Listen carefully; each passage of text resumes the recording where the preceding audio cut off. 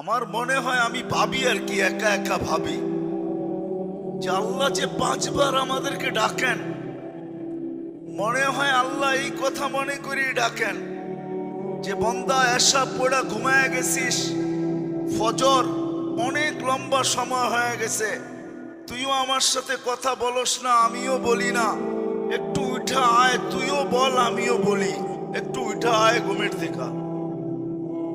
আমার মনে হয় এই জন্য ফজরে ডাকেন যে লম্বা সময় হয়ে গেছে, তোর সাথে তুই ঘুমের ঘরে ছিলি, কথাবার্তা তোর সাথে হয় না, তুইও বলস না আমিও বলি না, একটু ঘুমের থেকে উঠা আস, তুইও বল আমিও বলি।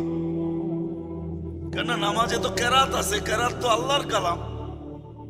আবার যখন জোহর হয় তখন মনে হয় আবার বলে কাজে কামে ব্যস্ত হয়ে গেছিস, আয় একটু কথা বল।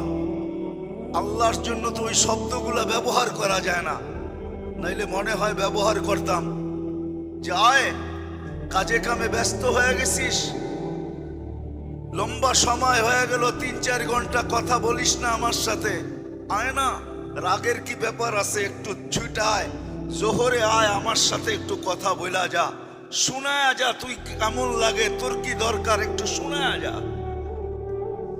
আমার মনে হয় কথা বলার জন্য ডাকে, নামাজের জন্য ডাকে না।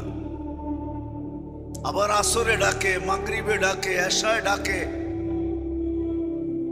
আবার যখন এশায় ঘুমায়া যায় তো বন্দা ভাবে যে আমি তো বিছনায় চলে গেলাম, কিন্তু আল্লাহ বলে না, তুই বিছনায় যাস নাই, এশা পড়ছিস মানে অর্ধেক রাত পর্যন্ত তুই আমার কাছেই আসস।